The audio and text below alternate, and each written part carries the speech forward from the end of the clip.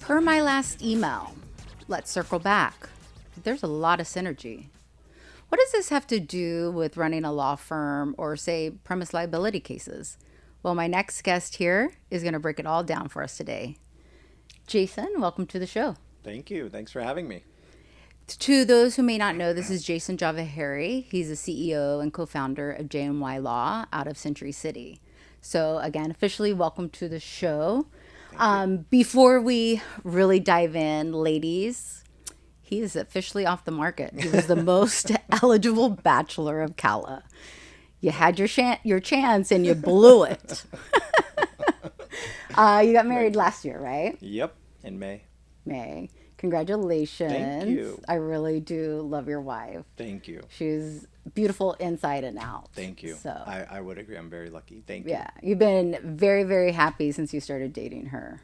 That is true. Yeah, That so is true. it's doing well. So at least we got that out of the way. Ladies can really focus on what we're about to talk about. That was like a housekeeping item,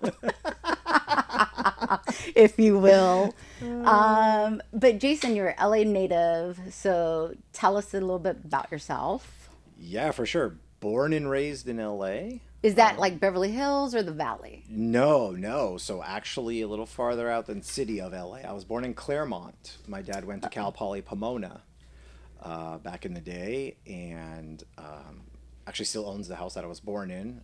So born in Claremont, and then when I was about a year or so, my parents decided to move to Santa Monica, Fifth Street, and then eventually 12th Street. So grew up there for a little bit. Oh, And Fifth then, Street, hey. yeah. So back when Montana was not what it is today, like I tell you. Yeah. And then we moved to the Westwood area when I was about 8 or 9, right close to UCLA, in the Getty Center, just across the way there, and spent the latter half, I guess, of my childhood, adolescence there. And then at some point, moved out of the house myself. But yeah. And then what high school? Because I know that's a big thing in LA. What high school did you go I to? went to a high school, Milken. It's called Milken High School. It became Milken High School when I was there before Stephen S. Wise. And then went to UCLA for undergrad. Go Bruins. Yeah. And then Loyola Law School in downtown. So, I saw you, so you got barred in 2008. correct. That's almost 20 years. It's wild. So distinguished. Yeah. Well, still trying. But yeah, thank you. Yeah, it's time really flew. I mean, graduating, being a student's awesome. I actually enjoyed it a lot. Even law school. I enjoyed law school. Some people think it was like hell, especially the first year. Because But you're smart. You're no, smarty. I just knew what I was getting. I don't know. I embraced it. I made the best of it. One of my closest friends I met, he was in my section. And, you deal with it and try to have fun with it and enjoy it as much as you can. Anyways, here we are. And once you graduate grad school, I feel like, you get on that freeway and you can't get off, and time just starts flying year after year. And then, After you graduated, was barred, you got into civil litigation. Did you always know that's the route you wanted? Like, what made you choose civil litigation into like personal injury? yeah, great question. So I went to law school to do something on the opposite side of the spectrum, which was real estate transactional work. Oh, no way. Yeah, so I wanted to be a real estate attorney and get involved in, purchase, sale, leasing in the commercial world, and then eventually become an investor and even start my own shop and, syndicate deals. So I got my broker's license too. So I had I had my broker's license, law degree, and I thought that was a great package and a way to segue into real estate, right? Well, I graduated, and then the Great Recession happened, and they were laying off real estate attorneys. '08 was horrible. Yeah. And so when I was waiting for bar results, I took a job working for a personal injury attorney, a solo guy. I was very anti-litigation, anti-PI. That was just not what I wanted to do. But No way. yeah, I was very anti. And then I tried to keep an open mind, and I needed to put something on my resume and get some work. My friend was working for this guy, and she's like, "Look, I gotta go. Just work with him. He's very nice. He'll pay you, and see how it goes." And it was like a 3-4 month thing. Within like 2 months of doing it, I fell in love with PI. It was the craziest thing. And I was like, I like this. I enjoy it. I love helping people. I am also, try to be a businessman. I'm thinking to myself, I could do this, and eventually start my own thing. I always knew I was going to start my own law firm from the beginning. And here we are, and never look back. My passion is definitely PI, and, probably wouldn't do anything else. And that's interesting, because so you and Yo started your firm in 2010. 10, correct. And you said you always knew you wanted to start your own practice. So back in the day, before we jump into J&Y, didn't probably, as for a solo starting, didn't have as many resources as I think people jumping into being a solo practitioner now, like straight out of law school. They didn't have as many resources probably available to you guys then as now. And that was going to be like another question. What do you think people coming out of law school should take the time and join a law firm to get the experience that you don't get the hands-on you do in law school, or take advantage of all the resource and go for the soloship? Great question. So it's definitely different now in many ways. I think so. I did the route of working at a firm first and learning it, paying your dues, litigation firm. Because after that firm, I went to another litigation firm, very intense. I was there for like 10 months. Oh. Threw me to the lions. I was doing stuff I shouldn't have been doing, but that's, the life of a litigator before I started my own solo practice. Did you do trial or? No, it never got to that. It was litigation, everything up until. None of the Okay. cases there, again, it was a 10, 11-month stint, got to trial. But so there nowadays, though, you're seeing people skip out on that, and they're just going off on their own straight out of law school. Look, there's pros and cons to each, like anything else. I think at the end of the day, do what you feels right. I don't think there's any wrong or right way. Yeah. And honestly, at the end of the day, it's also about, when you say resources, I don't think it's just tech. You always have people who are willing to mentor you, and that's awesome. You have the CALA listserv. It's money, capital. I was about to say a lot of times it's money. It's like anything else, right? You're starting a business. You're no longer just an attorney. In fact, I would highly recommend you think like an entrepreneur, because that's what you are. And you're going to wear a lot of hats as a solo when you start your own firm. Yeah. You're going to be office manager. You're going to be Receptionist. managing attorney, receptionist, but you are an entrepreneur. And so you got to think that way.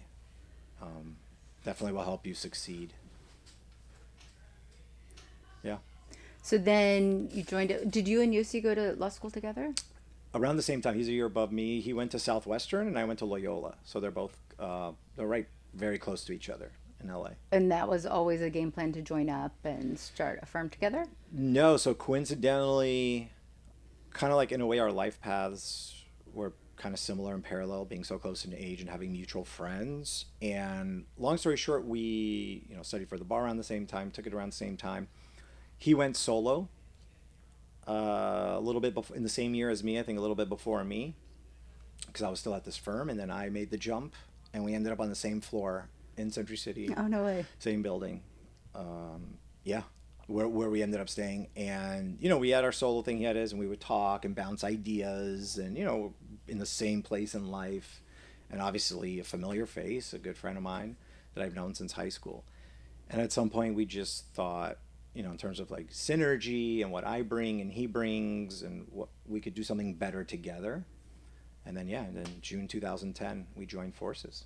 Nice. And you guys just celebrated 15 years, which you had a beautiful celebration party, Thank which you. I was very honored to be able to attend. Thank you for coming. Thank you for the invite. It was very privileged to be invited. Explain, so it's Yosi Yodai. Am I saying his? Yosi Yodai. Yodai, okay, sorry. I'm honorary person. My pronunciation's still happening.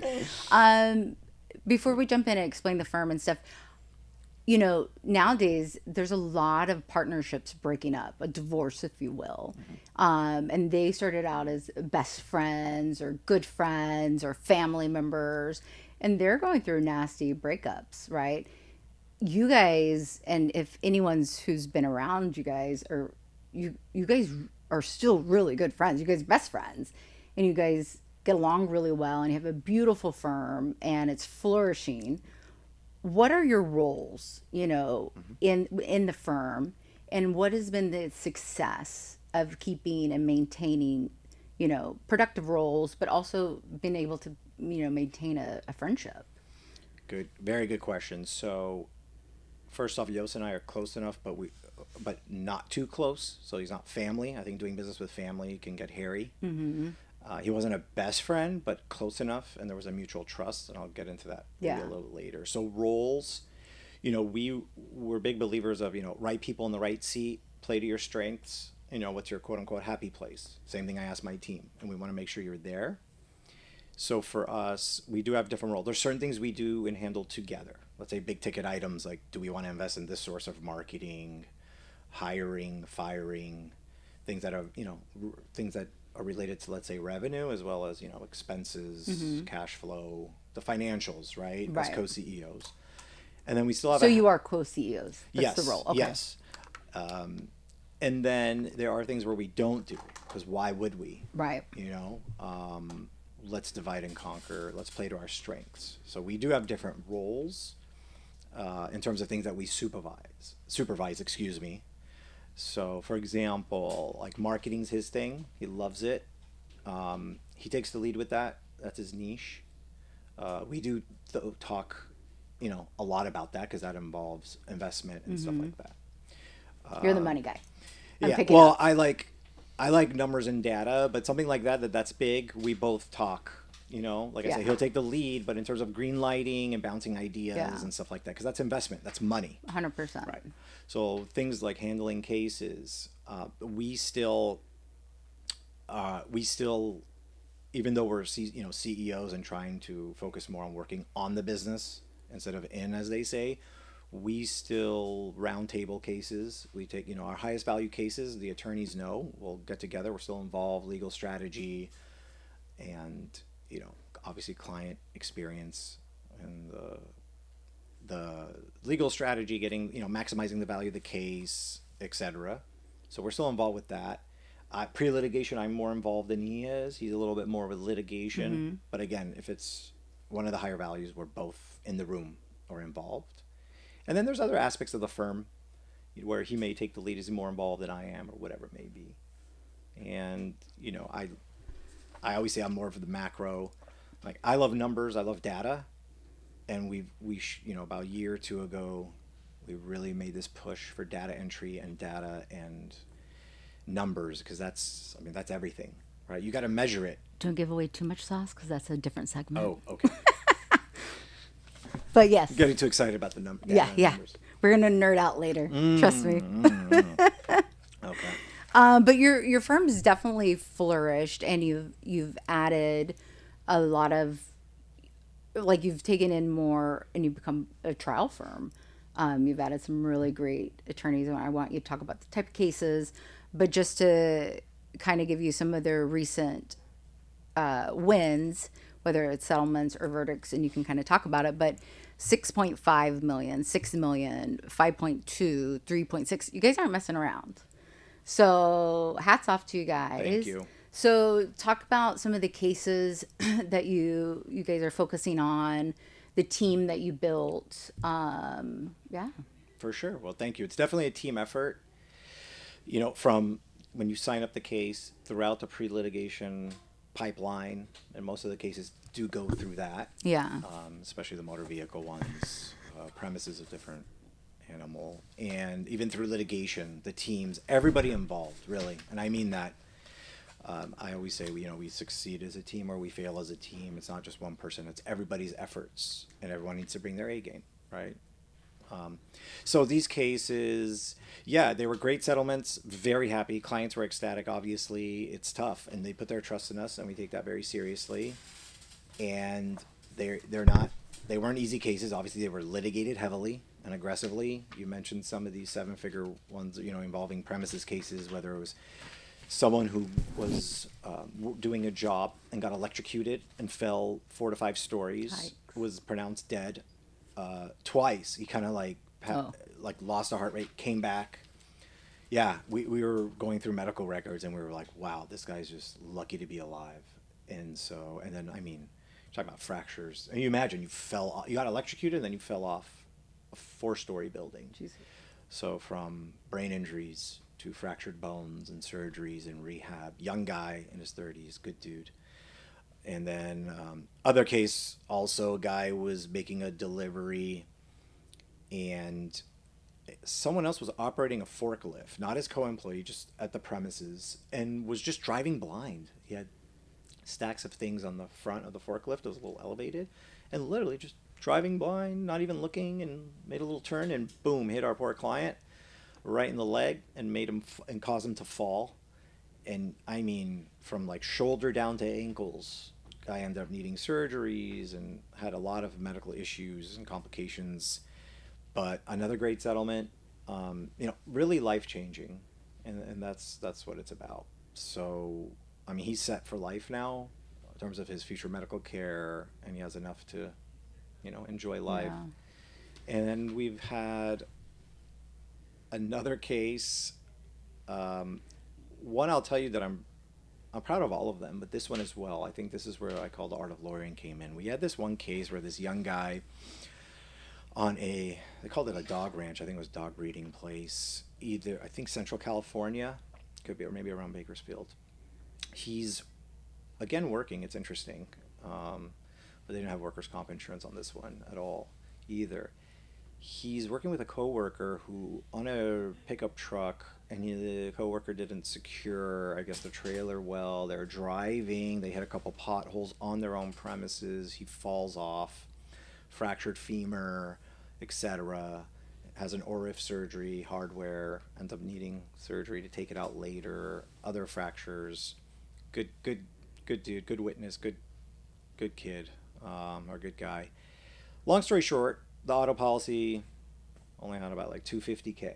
Okay, we're talking about a 7-figure case in terms of case value. So when that happens, what I like to think sets us apart is, client first. We spend the money, we investigate. No stone unturned, right? All right, what other defendants? I mean, from the get-go, but especially now, when we're like, this isn't going to cut it. And there's no UIM. There's no other policy for the client, let's just say, generally speaking, that would have covered it, that was applicable. So, all right, what other defendants, what other policies can we go after, right? There's such a big difference. 250K, in and of itself, good chunk, but not for him. Right. Not for him. So, with severe injuries and residuals and future care. So at one point I'm like reading the facts, and so we pressure we have investigation companies, we're pressuring the adjuster, I'm sending them a letter, like, disclosure, the umbrella policies, excess policies. I mean, come on, this is a ranch, this is an auto policy. Why aren't there commercial policies on these cars? Yeah. It was an individual in the name of the owner. I'm like, okay, that seems a little weak or shady. And yeah, the owner ended up being very shady in litigation, but regardless. So then I'm like, well, wait a minute. So yeah, it's an auto, but premises. I looked at these pictures. I'm like, these premises aren't kept well. They're not reasonably safe. These conditions seem dangerous to me, whether, these potholes or whatever it may be, right? So I'm like, this might be like a hybrid auto premises case. I'm like, okay, let me, again, we love, we're very team oriented. Let me bounce this off one of my litigators. Hey, Alex, what do you think? Let's get creative. Is this worth it? What do you think? I mean, it's only a 250K. I'll be honest. Most people, maybe most firms, would have just taken that and left on to the next one. He's like, no, I like it. I think we can run with it. I mean, look at this, look at that, and there's evidence to show, and it was worth litigating over that to see. So of course they're saying we're never going to pay on the premises, right? The general liability policy. It was $1 million. No excess or umbrella on top of that. All right, okay, let's see. So file a lawsuit. Within a year, they ended up tendering. And I bring that up because, that is what we're here for. Again, lawyering, being an attorney, seeing the facts, analyzing, that's important. It changed. It's life. Again, I keep saying life changing. It really is. That same client called us. Not only did he thank us and was so grateful, He's like, I just got engaged. I can now buy the house of my dreams. I think he moved to Tennessee. Definitely can buy a much nicer house than Yeah. in California. Yeah, 100%. And he's like, I'm set. Like, Yeah. and I was like, awesome. And the whole team, we were just so happy. Like, that's what you guys do. That's what we're here for. Yeah, and that's what it's all about. Just to take a minute, you were quoted, and it kind of goes, I think, to your practice, and I know you're trial guys. Like, you guys have such good energy, and you guys are just good guys, right? And I that's what you guys. That's how you are with your clients. And I'm sorry for my notebook. Christian lost the cue cards. I'm not bitter or anything, but but you were quoted in, is it La Tally? I'm not sure. There's been a couple quotes lately, not that, I mix them up sometimes. But it's different core pillars. Tell me the quote. Maybe I'll remember. Well, it's a few, so. But it's like your core pillars, and it kind of goes to what you were just talking about, but it's like, and it's like what's paramount in cases for you. It's like the client has a speedy and healthy recovery, that his or her rights are protected and asserted to the fullest extent of the law, and compensation of the case is maximized so the client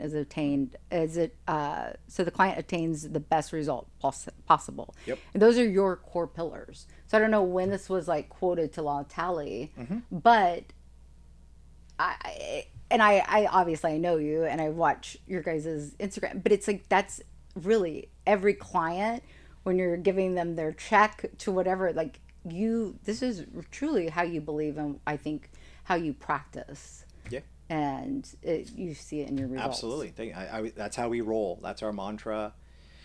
These are the pillars of our core values, which obviously is a part of the firm culture that we've created and try to maintain, from when we interview someone, we explain these things to throughout, we remind them, and always, yeah, absolutely. Those three things, that's what it's all about. I love in that. Personal injury.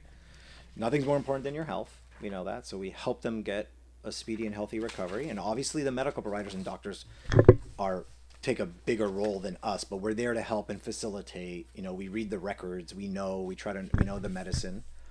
Obviously protecting rights and asserting the legal rights to the fullest extent of, California law. Absolutely, you're an attorney. That goes without saying. But then also maximizing the value. Under California law, you're entitled to damages. It's knowing what damages the client is entitled to and maximizing it. That's why they're hiring you. That's why they're trusting you with their lives and their case. Because otherwise on their own, they wouldn't be able to obtain that. So we owe a duty to them. And it's pretty simple. I mean, all day, every day. That's it. We live and breathe that. I love that. And maybe that's why, LA Times named you guys visionaries, consumer attorneys last year. 3 of your attorneys made it to the best attorneys ones to watch list for this coming year, 2026. Monica, who just joined you, and we're going to get into Monica. She's your COO, and she was named to LA Times Inspiring Women's List, and she just joined you guys. Yeah. And she really is inspiring. I absolutely love her to death. Absolutely. What do you call her? Me, She's your team. Jessica. Yeah, she's a powerhouse. From Suits. She's she has a law background. She's an attorney. She's COO. She knows the business side. She knows C-suite.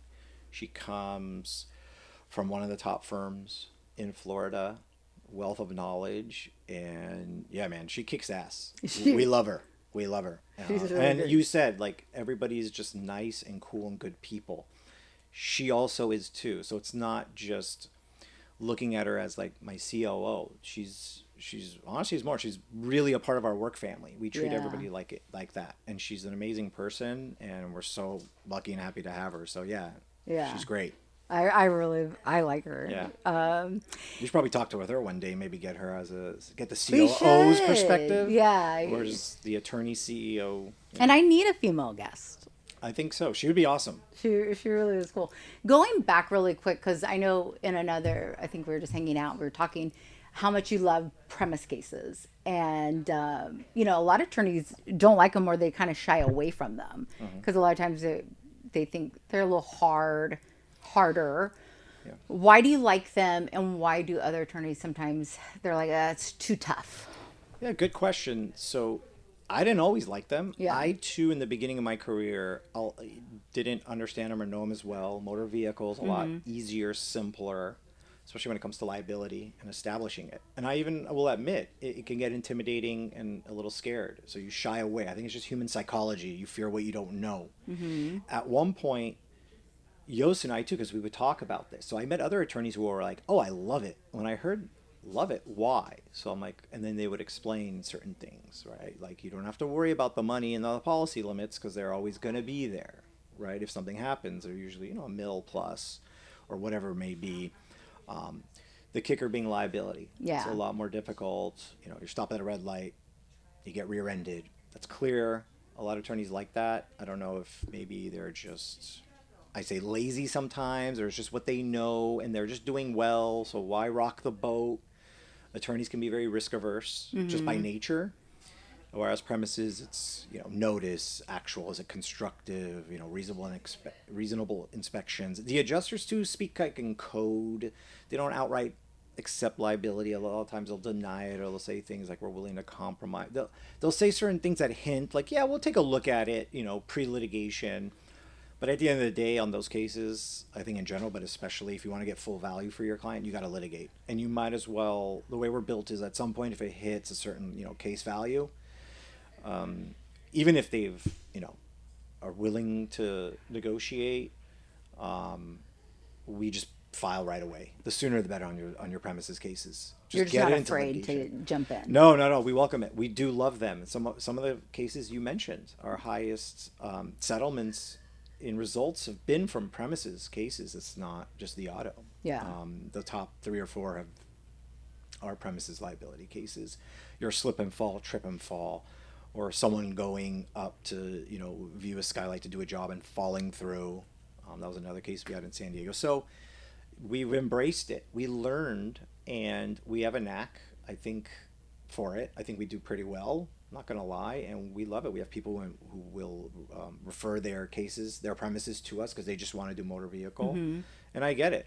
Yeah. We love it. The whole team too, not just me and Yost, the litigators. You mentioned these Yeah. guys, and they're great. They're brilliant, very smart, sharp, aggressive. Yeah. And Makes sense. I mean, you want, if it's another attorney, you want to get the best, outcome, justice for the client. And if you're not equipped, send it to someone who can. And through the course of the podcast, at the end, we're going to link Jason and J&Y's contact information. If it's an organic accident where, as a consumer, you've slipped, fell, you need an attorney, reach out to them directly. If you're a new attorney or you have a case, like you said, a premise case, and you do, auto, or you need a litigated attorney, call them. So reach out. They're great. Their results speak for themselves, and your client's truly in good hands with their firm. thank you. Yeah. So one thing, now we can nerd out because I love this stuff. Going back to the corporate cliches that we were kind of talking about, we're kind of in an era almost where, like, let's burn those neckties and let's work from home in our sweatpants. And I get it that COVID kind of brought in or ushered in kind of that need and era. And, some firms embraced it like, it's family friendly, it's the hybrid role, it's great. And others, like, productivity plummeted. I come from a very corporate background. I'm a very structured, routine individual. I flourish under that, right? And there's a lot of studies and statistics that support this. We don't have to get into it. But, I've known you now 9 years or so, going on 10. Yeah, at least. I would say. Yeah. And seeing your firm change and develop and grow and flourish. We talk about this a lot. Talk about what your firm was going through, the changes and that you've started to implement, and the results that you're getting. Sure. because this is I love this so much. Yeah. So first off, we're always testing the machine and the system and adapting and tweaking things, even now as we speak. Yeah. So, but if we go back in the last couple of years, so the corporate culture, so core values, you got to have the core values, and no matter what's going on in the world, you got to stick to them. And we do. You got to hire by them, fire by them. It's very important. It helps the firm culture, which, with retention, people will say, it's the money that'll bring them through the door and hire the good people. But if you want to keep them, retention, it's all about the firm culture. You have to live by it. Yeah. I And grew up where, like, that was like plastered to our wall. We had like a plaque about them, we have it in our kitchen. We Yeah. have it around the office. Our core values, our standards of how we conduct business within the work family. It's very important. Things like loyalty, which is huge to me. Client service. So client comes first. Yeah. Everything flows from there. If someone's like, well, that's the pillar of our firm culture, but also our business model Yeah. as well. Client comes first. What does that mean? Well, client comes first. Everything we do caters to the client. Excellent client experience, as I like to say. Excellent client service. And communication is key. The number one reason why clients will fire their attorney and sub out. The case manager doesn't get back to me. The attorney doesn't get back to me, right? A lot of the state bar complaints, it's just a lack of communication. So early on, everything, whether you implement technology, it's training on your team to always know that's got to be top of mind. Client first, client communication, transparency, explaining, educating, don't keep them in the dark, etc. So how we've changed, so we never left our core values. We've always lived by those. The casualness, so I think it's a balance. Another thing that I think we all share, whether people come to the firm and join our team already with this passion and love for PI, Yeah. or I hope at some point they will catch the bug, Yeah. and also share in that, because me, Yos, a lot of the people who are at the firm, especially the successful ones, just love PI. It's just what we do. Yeah. That's important. So it's a balance between having fun with it and love. But look, we're a law firm. Our clients are injured. This is serious stuff here. Yeah. And no offense, it's not other fields of law, with all due respect, where you have a client who wants to maybe purchase something, or they need help, but our clients are injured, or even worse, a loved one has passed away. So there is a level of seriousness you always need to maintain. So it's always going to be a balance between love what we do, have fun with it, because when you do that, you're more successful. But hey, guys, don't forget, we're a law firm. Don't forget, our clients are in need, are injured. Plus, I mean, when you work hard on what we do, you're in a location the majority of your day, right? You have to have a little bit of fun. You have to like your coworkers. You have to love your bosses, or at least like your bosses. But your partner, you opened it up with like me and Yos. I didn't get into it, but yeah, like everybody on your team, whether it's your business partner, which is like a work marriage. Yeah, 100%. It literally is. Yeah. We used to see each other more. Yos got married earlier than me. I was saying this yesterday. He would see me much more than his own wife, because we were working weekends, 100%. Busting our behinds, and that's very key. Mm-hmm. Absolutely. It is your work environment. You're going to spend more time there than even home. Yeah. And it's ruined a lot of relationships. You were saying, so, there's got to be the mutual respect. Yeah. Work for the workplace, being polite, and then in the partnership, kind of going back to what you were saying, it's a work marriage, just like any other relationship. There's trust, communication, mutual respect. And in terms of business, knowing that you always put the firm first. Our North Star is the firm. Yeah. Not ourselves. Don't be selfish. It's about, we are the firm, but you got to put the firm ahead. And again, what does that mean? Client first. Yeah. So I love that. By putting the client first, we're putting the firm first, and vice versa. And it's ethics. Absolutely. Absolutely. I mean, we're attorneys. Think of the responsibility we have with people's lives and everything, right? Mm-hmm. And also, look, you're in California, and let's not, post-Girardi world. I mean, they're on us, especially, when it comes to things like potential embezzlement, trust account, money and stuff. And unfortunately, I mean, we could talk about that, but there's always bad apples in every industry. It's unfortunate. A little too many maybe in ours. But you're responsible for your firm, and you want to be above the fray. Absolutely. And no, my firm knows, like, we keep things kosher. You know, you can be aggressive and an advocate for your client, and you can do things right, and it'll turn out great. But I want to say what is like since COVID, my whole like time frame's like always off. But I want to say it was like the last 5 to 7 years, you started making different like corporate changes. What what were those type of changes, and what have you seen as far as just in your team being like started flourishing? Sure. So the team structure, one thing I always wanted, I knew at some point we would need pre-litigation managing attorneys, for example, because that was a hat I was wearing, and I could that's all day, every day, right? So we started hiring one. Now we have two. I realized, and Yosi and I would talk about. I remember years ago, I was like, at some point we're gonna need a COO, like Monica. Like it was like a dream, like so that Yosi and I right people, right seats. Remember I was telling you, playing to your strengths. So he can do what he's good at. I can do what I'm good at and enjoy. And we bring in someone who's gonna know how to do these things, operations better than us, smarter than us. I always want to hire people smarter than me. I think that's very important. And so the organization, the C-suite, the organizational chart, which The we org have. chart, I love yeah. structure and Yeah. systems too. They know. Data, numbers, structure, systems. All So you're about good that. with delegating and actually letting it Oh, go and I was daydreaming about delegating 4 years ago. I'd be sitting in my office and like, I can't wait to be able to delegate some people this. struggle with to delegate and actually let it go. Right. Well, And that's a personality trait. yeah. And that some people, even in my office, still struggle with that. I used to. I still do in certain ways, but here's the thing again, trust. So I was willing to do it and let it go, but what'll happen is if I just hired someone or I'm gonna delegate it to, I'm gonna test you, I'm gonna coach you and mentor you as best possible.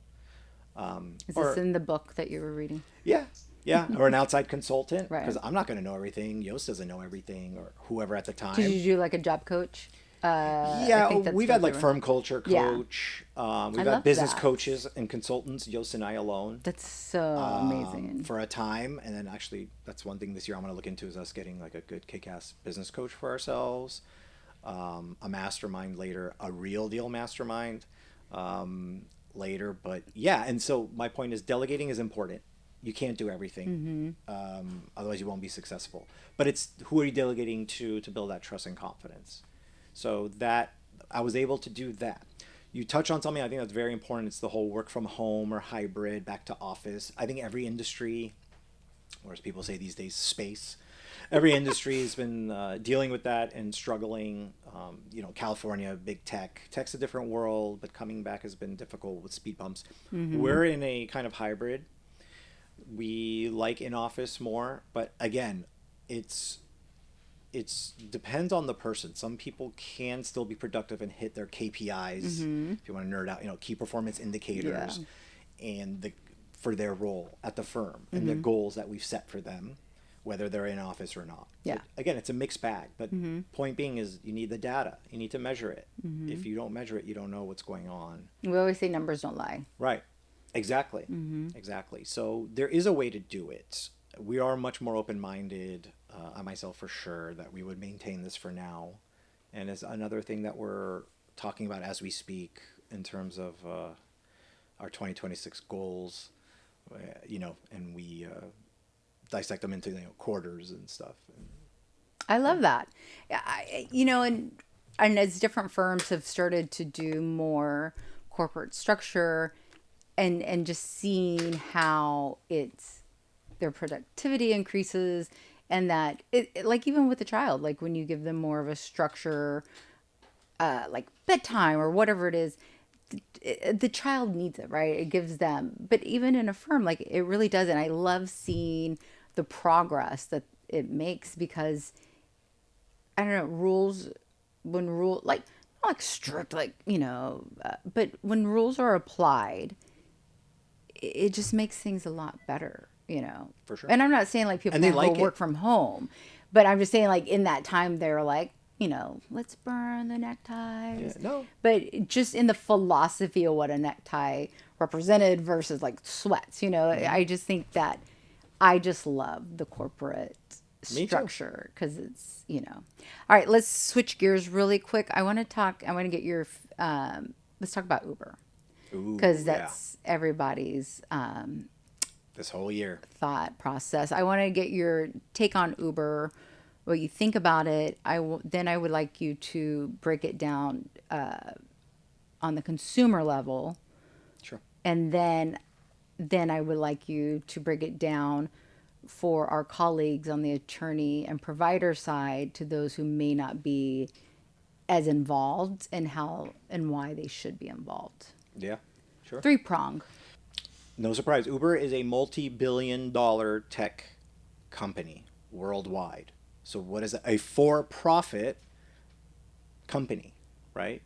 So everything they do is for increased profits, right? Not only is it when you run a business, I have my own, a for-profit law firm, but different than Uber Right. in many ways. Not only is it about increased profits, decrease exposure, liability, and risk. And if they can get both of those, which is what they're trying to do, then it's just great. They basically want immunity from any fault of their own or their drivers at all, which is crazy because that's not the world we live in, right? And especially in California. So Uber does not care about the consumers. I think their ballot, like everything else in politics, I would tell people, read the fine print, follow the money, trace the money. Who benefits the most, who doesn't. No matter, right, so the surface of their initiative sounds great. You know, this whole, well, client or consumer gets 75% of the settlement. And I'll get a little bit more into that. And at first you're like, yeah, awesome. Yeah, if I ever get in at 75%, yeah, I don't care about the Who wouldn't want attorney. more? Yeah, right. It's an easy sell. That's what I'm saying on the surface, right? And they have that going for them, unfortunately. It's, oh, great. I get 75%. These, attorneys, and some people say, there's a negative connotation. These greedy attorney or lawyers don't get that much. They only get what's left. I don't care what the doctors get. They don't realize, well, there's cost. The medical providers on a lien, right? You don't have to use your own health insurance. So it's multifaceted. So on the surface, it sounds great, but dig deep. Okay, so if this passes and it's no longer economically, let's go to the consumer now, right? If someone said like, hey, what do you think about this? How should I vote? This is how I'm going to say it. Okay, great. So it sounds good. Always look at the big picture in addition to what I just said. Prong two. How's that going to affect me in real life? It passes. If it's not economically feasible for an attorney or lawyer to represent you for your car accident case, because this applies to all motor vehicle accidents, right? No one's going to represent you. Yeah. You're going to be all alone. California, you don't need an attorney to do anything, generally speaking, but you do in practice. So what is that? So what happens? Okay, you get into this passes. You get into an accident. Okay, no attorney's going to rep you. You're not going to get a lawyer. Let's say we're gone, all right, or we're in other fields of law. You're all alone against a multi-billion-dollar insurance company, and where's your leverage? They're going to lowball you. They're going to offer you pennies, right? Yeah. And where's your threat of a lawsuit? Where's your threat of going to trial and litigating? You're going to do it yourself in pro per. Yeah. You're going to put up tens of thousands, sometimes hundreds of thousands of dollars in costs, Nope. and carry that? No. Do you even know how to navigate the legal landscape, like the laws of California? No, of course not. This is why we exist. So what's going to happen? And eventually it'll probably just be some AI software that Uber owns. You just plug in your claim and information, and they're going to spit out, here's $500. Here's $1,000. But why would they even go up even higher than that? And then what are you going to take it or leave it? What are you going to do?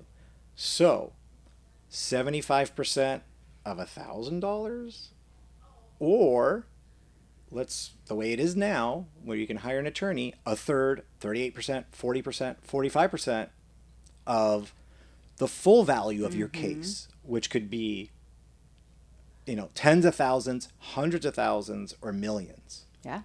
Do you get what I'm saying? So just do the 100%. simple math. Even with us on, hiring us, even though we have a fee or whatever it may be, you're still going to net more in your pocket. So there's the money remember I spoke about how we roll. There's the damages in the money, and we have to maximize the value of your case, maximize what's in your pocket. And then, don't you need help getting medical care? Well, you're going to rely on Medi-Cal. Yeah. Or Medicare, good luck getting an appointment. You're going to suffer. You're in pain. The value of your case is going down. And then that's more burden on taxpayers in California and everything. And there's already issues with Medi-Cal, right? Which is the Medicaid in California, Medicare. You know, do you have health insurance? Most people don't. Nope. You know, you want to get into a doctor today or tomorrow, or do you want to wait to see your PCP, if you even have one, to get that referral? That's months. Okay, go to an urgent care. And then they're like, oh, you're fine. Of course. Oh, They'll minimize. pain meds, anti-inflammatories, all day, every day. How about your head injury? Oh, what? You don't have one. Yeah, right? Oh, we did a CT, it came back negative. I mean, we could talk about that too. Oh, no, you're good, no brain injury. Really? Talk to any neurologist. 100%. So many times it'll be negative, et cetera, et cetera. So I could go on and on. So at the end of the day, it sounds okay and great. It's not. And why? They're fooling you. You know, if we don't exist, that's what's going to happen. Yeah. If you don't have an attorney to represent you, that's what's going to happen. So again, who's going to profit from it? Uber. Who's going to suffer from it? The consumer. Yeah. It's not just us attorneys who will suffer from it. And we will. Right? Now, part 3. Attorneys out there, I'm shocked. There are way too many, I'm just going to speak very bluntly. There's way too many personal injury attorneys out there in California who have no idea about this. Shocking. Yeah, and need to be educated about it. And who don't understand the force. This is an existential threat. Extinction for many firms. Many. Scary. Especially if all you do is motor vehicle accidents. But even if you're well diversified, we're pretty well diversified, and we'll continue with that. Regardless. So step up, get educated, join CAOC. A lot of us are already a part of it. Become a member. Start, attending the Zoom meetings, get the word out, call friends, family, fellow attorneys. And look, this is the world we live in. Money. You got to donate money. We need the war chest. They talk about it a lot, and it's important. It can get annoying, but it's important. Yeah. You can't, how are you going to fight anyone, but especially Uber, a multi-billion-dollar tech company that we know spent, $250 million in Arizona when they lost? They'll easily put $300 million into this. And they're gonna wait. 350. Yeah, so they'll easily. What's $350 million to them is not a big deal. It's because it's an investment. Again, it's about their profits, about their ROI, their return on investment. Yeah. We're gonna spend this $350 million now, and they're thinking that will translate to tens of billions in the next 5 years of more profit, right? Yeah. So step up and donate now through November. CAOC is awesome. They've been doing a great job, with taking the lead. We've hired the experts, our dream team. But you got to step up. Everyone's got to do what they do, and that's relative, right? $1,000 to some person is a lot. They just started, and then there's people who could write a check for $1 million and not even lose a second of 100%. sleep. At the end of the day, look within yourself and say, what is the most I can give throughout this year to do my part? Because we're at war. This is war. So are you going to be a soldier at the front? Or are you just going to be, let other people fight your fight? And that's literally what I tell people. And it's going to be uncomfortable, but we have to do what we have to do. So I personally, choose. But it's very important. Medical providers. Yeah. And on top of anybody who is involved in the personal injury industry in California, not just the attorneys, but the medical providers, like you said. You guys have your own PAC, and that's awesome that you've set up to keep things cool and kosher. And so that medical providers and doctors and chiros and whoever else who is involved and treats patients that are victims of car accidents, raising money, that awareness, they need to understand. Whether you do 100% PI or, again, 50 and you're diversified, whether it's cash, insurance, and PI. Again, we go, you guys go. 100%. Like immediately. Right away. There are so many people who have their hand in the pot and who are affected by this. And we really are all in it together. People need to understand it's not just the attorneys. It's the medical providers, finance companies, legal loans. You literally only get money from our clients who are the victims of car crashes and et cetera, injured people. directly. There is no really diversification. Okay, you do some litigation funding or other. I get it, but at the end of the day, gone. But they're all dabbling in the Yeah. provider world. Yeah, And right, right. they're on the hook too. Yeah, and oh, right, and then you're doing the medical provider lien as well. They're All doing gone. it, yeah. All of it. It's an all or nothing thing. I think about it too. It's not people even. So if you're directly involved, anybody who's involved in the personal injury industry, other fields of law, you are indirectly, and this is something like I've talked to an employment law friend of mine, employment attorney, and so what do you think happens if we go? Just think about the people you and I have known now in the PI industry, because we've been around, Yeah. right? I've known you for a while. You're one of my OG friends in the PI industry. I'm young, Jason. As I say. So just the people you and I know are spending 8 figures a month, millions of dollars in marketing. Where do you think just the people we know, Yeah. where do you think that's going to go if PI goes down? Yeah. Let's talk employment law, workers' comp,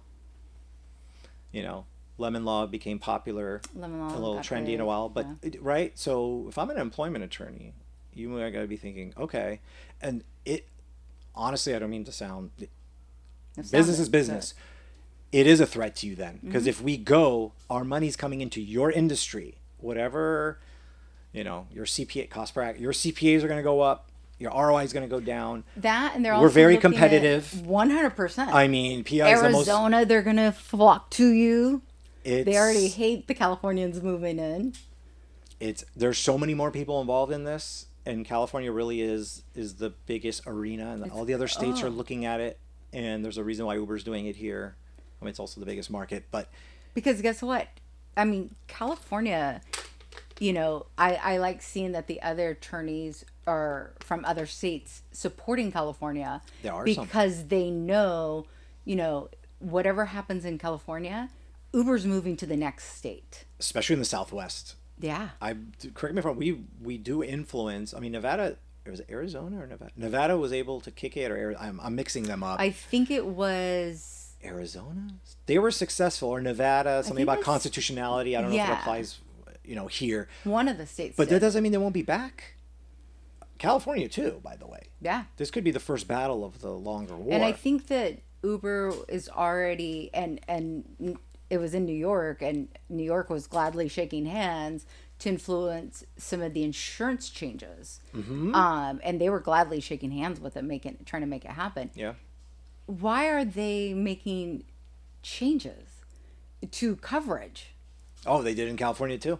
Like, it's UNUIM. insane. Well, that's politics, money, lobbying Yeah. power, and they have a lot in California. And California is the biggest automobile market in terms Yeah. of cars on the road, and PI as well.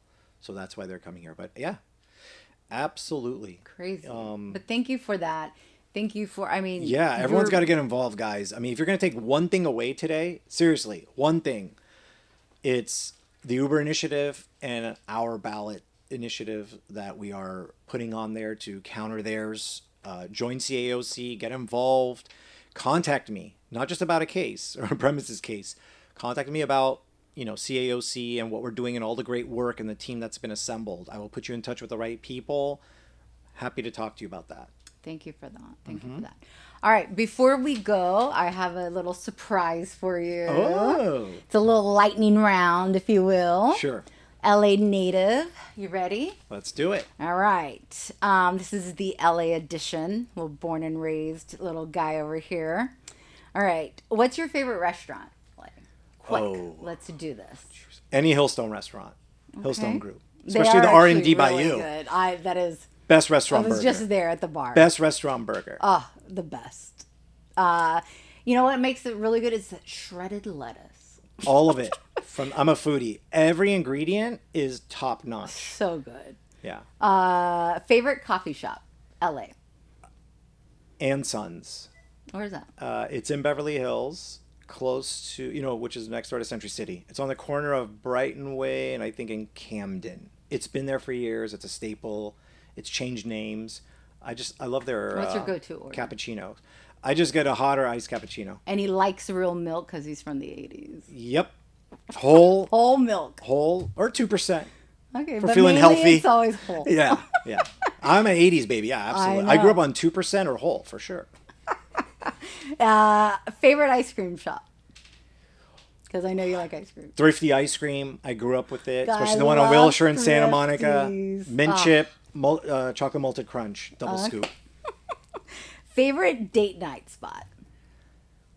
I mean, a lot of closures lately around LA. But... Too many in West Hollywood and Beverly Hills. It depends on the cuisine and what I'm feeling. Well, could we go? What's your go-to?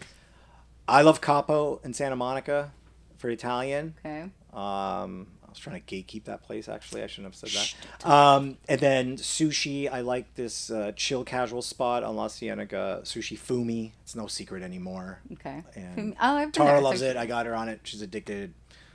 And then Italian sushi. American California cuisine. Hillstone restaurants. Oh, okay.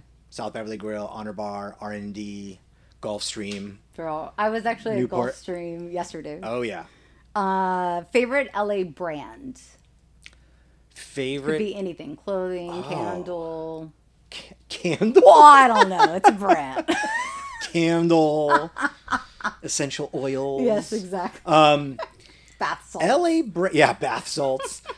LA brand. Wow, I'm blanking. Give me some ideas of who's. Okay, your favorite brand.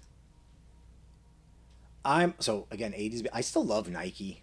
Air Jordans, man. All day, every day. If I had to pick a shoe, Air Nike. Jordans. Okay. Old school J's, though. From like 1 to 11. yeah. Not the new stuff. Okay. 1 to 11s. That's it. Favorite staycation hotel? Beverly Hills Hotel. Okay. That was a lot. I spent time there during COVID. Staycations were big. They were. Wow. All right, here we go. Clippers or Lakers? Lakers. Rams or Chargers? Rams. Angels or Dodgers?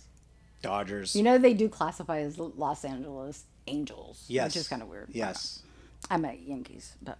Right. All right, bonus question because you're a big car guy. What's your favorite sports car? Brand or specific car? Your favorite car. It's hard to answer that. Okay, two. Because there's classic, which I love, and then there's like the modern contemporary. You can give me both. One of each. Okay, more modern. It's a Porsche called the Carrera GT. Love it. Dream car. Like no other. They'll never make something like that again, ever. Classic. One of them also is a Porsche called Speedster. And any classic Ferrari from the 50s and 60s, to me, that's just art. Incredible. Great looking cars. The racing pedigree. Those are probably my favorite. Do you have a specific color? Anything but red on a Ferrari. I Really? do not like what they call Ferrari resale red, or I do not like the color red. I do not like red Ferraris. I like the blues, the greens, silver grays, black, white, blue and green especially. Yeah. Especially like a historic color. Mm-hmm. Same goes for any other sports car, but red. No red. No. Classic. Not at all. Well, there you have it. Jason Javaheri in a nutshell. Yeah. Well, thanks for having me. I really enjoyed this. I know this was a lot of fun. Yeah. But again, we're going to link all of his contact information. Reach out to him again for CAOC, which I absolutely love that. Thank you so much for that. Yeah. But also for a case, especially like new ones. You guys want a different type of litigated firm, not one with, the same old big ones that your case gets lost. They truly care. They're a boutique firm. Your client's going to get the best attention. Call them. I think you're going to be really happy. Yeah. So call me to discuss. I was lucky to have mentors and people who made themselves available, especially through CALA when I was, younger. At any point, by the way, right? We're all still students of PI. So anybody out there, you want to run a case by me or talk about it and discuss it, whether you want to refer it or not, call me, email me. Happy to help. I love that so much. Thank you. Yeah. Thank you. Thank you, guys. This was fun. Yeah. I think I'm going to come back next week and you do this. should. This was a just lot shoot of the shit. fun. Thanks for listening, PI Today podcast, sponsored by Trauma Cash, Global Lean Doctors, and TBI Analytics.